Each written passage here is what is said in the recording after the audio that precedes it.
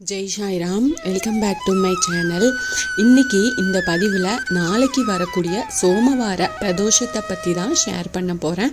சிவபெருமானுக்குரிய மிக முக்கியமான விரத நாட்களில் ஒன்று இந்த பிரதோஷ விரதம்.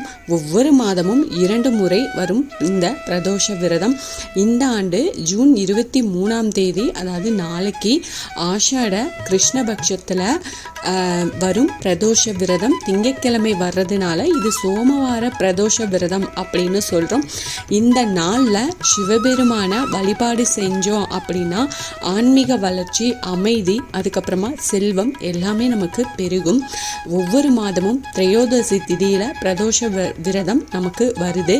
இந்த நாளில் சிவபெருமான வழிபாடு செய்கிறது மிகவும் சிறந்தது. இந்த பதிவை ஸ்கிப் பண்ணாமல் பாருங்கள், நிச்சயமாக உங்களுக்கு பயனுள்ள பதிவாக இருக்கும். என்னோட சேனலுக்கு தொடர்ந்து சப்போர்ட் பண்ணுங்கள், லைக் பண்ணுங்கள், ஷேர் பண்ணுங்கள், கமெண்ட் பண்ணுங்கள், மறக்காமல் சப்ஸ்கிரைப் பண்ணுங்கள், பெல் ஐக்கானை கிளிக் பண்ணுங்கள். இந்த பிரதோஷ விரதம் சிவபெருமானுக்கு அர்ப்பணிக்கப்பட்ட ஒரு புனிதமான விரத நாள். இந்த நாளில் பக்தர்கள் சிவனை வழிபட்டு விரதம் இருந்து அனுஷ்டிப்பாங்க.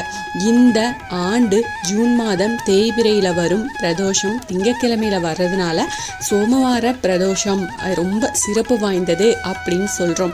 அன்னைக்கு சிவனை வழிபாடு செஞ்சோம் அப்படின்னா என்னென்ன பலன்கள் எல்லாமே நமக்கு கிடைக்கும் அப்படின்றதையும் நாம் இந்த பதிவில் பார்க்கலாம். சனிக்கிழமையில வரும் சனி பிரதோஷம் எப்படி கிடைப்பதற்கு அரிய பலன்களை தரக்கூடிய மிக முக்கியமான பிரதோஷமோ அதே போல திங்கட்கிழமையில் வரும் சோமவார பிரதோஷமும் ரொம்ப முக்கியமான பிரதோஷம்தான். சிவபெருமானுக்கும் சந்திரனுக்கும் உரிய திங்கட்கிழமையில வரும் பிரதோஷம் மிகவும் சிறப்பானதுன்னே சொல்லலாம். அதுலேயும் இந்த ஆண்டு வரும் ஜூன் மாதத்தில் வரும் சோமவார பிரதோஷம் ஆனி மாத சிவராத்திரி மற்றும் முருகப்பெருமானுக்குரிய கார்த்திகை நட்சத்திரத்தோட சேர்ந்து வருது. இது மிக மிக சிறப்பான ஒரு விஷயம்னே சொல்லலாம். இந்த பிரதோஷ விரதத்தின் முக்கியத்துவம் என்ன அப்படின்னு பார்த்தோன்னா, புராணங்களின்படி பாட்கடலை கடைஞ்ச போது வெளிப்பட்ட ஆழகால விஷயத்தை உண்டு உலக உயிர்களை காத்திருக்கிறாரு சிவபெருமான். தங்களுக்கு உதவிய சிவபெருமான தேவர்கள் உள்ளிட்டோர் போற்றி வழிபாடு செஞ்சாங்க. இதனால உள்ளம் மகிழ்ந்த சிவபெருமான் நந்தியின் 2 கொம்புகளுக்கு இடையே ஆனந்த தாண்டவம் ஆடி அனைவருக்கும் காட்சி கொடுத்து வேண்டிய வரங்களை தந்து அருளிய வேலை தான் அந்த பிரதோஷ வேலையாக வழிபாடு செய்யப்படுது.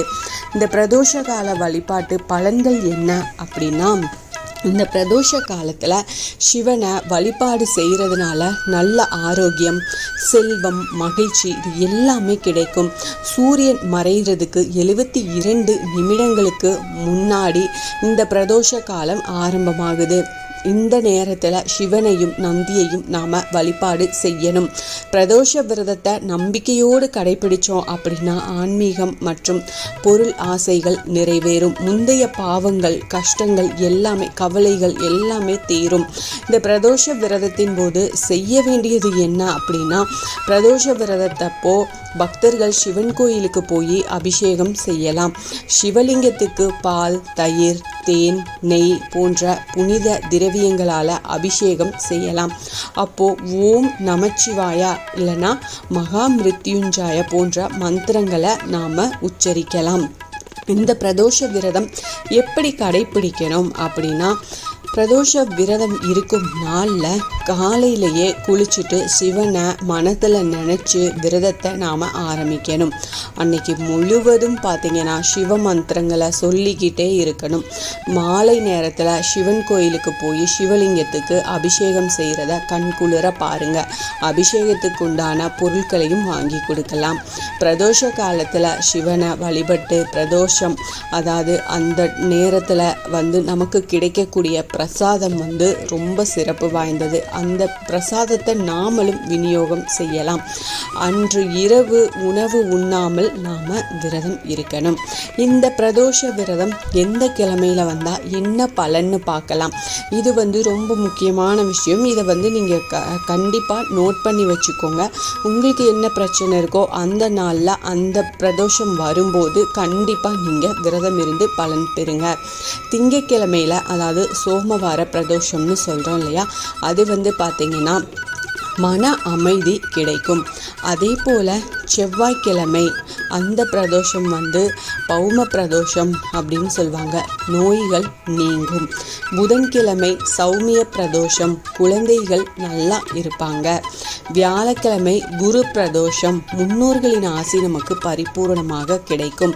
வெள்ளிக்கிழமை சுக்கிர பிரதோஷம், செல்வம் பெருகும். சனிக்கிழமை சனி பிரதோஷம், பதவி உயர்வு கிடைக்கும், ஞாபக சக்தி அதிகரிக்கும். ஒவ்வொரு பிரதோஷத்துக்கும் ஒவ்வொரு பலன்கள் இருக்கு. அதனால நீங்க வந்து உங்களுக்கு என்ன பிரச்சனை இருக்கோ அதுக்கு ஏற்ற மாதிரி நீங்க அந்த பிரதோஷத்தப்போ நீங்க விரதம் இருந்து வழிபாடு செஞ்சீங்க அப்படின்னா நிச்சயமா உங்களுக்கு கை மேல பலன் கொடுக்கும். நாளை வரக்கூடிய இந்த பிரதோஷத்தை தவற விடாம நிச்சயமா வழிபாடு செய்யுங்க. வீட்டில் சிவலிங்கம் வச்சிருக்கிறீங்க, சிவனோட படம் இருக்கு அப்படின்னா வீட்டிலையே வில்வ இலை சாற்றி இல்லைன்னா அரளிப்பூக்களால் அர்ச்சனை பண்ணி இல்லை விபூதியால் அர்ச்சனை பண்ணி முடிஞ்சால் சிவலிங்கத்துக்கு வீட்லேயும் அபிஷேகம் செய்யுங்க. செஞ்சு கண்டிப்பாக வழிபாடு செய்யுங்க. நிச்சயமாக உங்களுக்கு கை மேலே பலன் கொடுக்கும். உங்கள் பிரார்த்தனை நிறைவேறும். அந்த சிவபெருமான் கண்டிப்பாக நிறைவேற்றி கொடுப்பாரு. இந்த பதிவு உங்களுக்கு பயனுள்ள பதிவாக இருக்கும் அப்படின்னு நான் நம்புகிறேன். இதில் ஏதாவது சந்தேகம் இருக்குது அப்படின்னா எனக்கு கமெண்ட்டில் கேளுங்க, நான் பதில் சொல்கிறேன். என்னோட சேனலுக்கு தொடர்ந்து சப்போர்ட் பண்ணுங்கள், லைக் பண்ணுங்கள், ஷேர் பண்ணுங்கள், கமெண்ட் பண்ணுங்கள், மறக்காமல் சப்ஸ்கிரைப் பண்ணுங்கள், பெல் ஐக்கானை கிளிக் பண்ணுங்கள். இது போல் எனக்கு தெரிஞ்ச ஆன்மீக பதிவுகளை உங்ககிட்ட நான் ஷேர் பண்ணுறேன். Thank you friends. மீண்டும் அடுத்த பதிவில் சந்திப்போம்.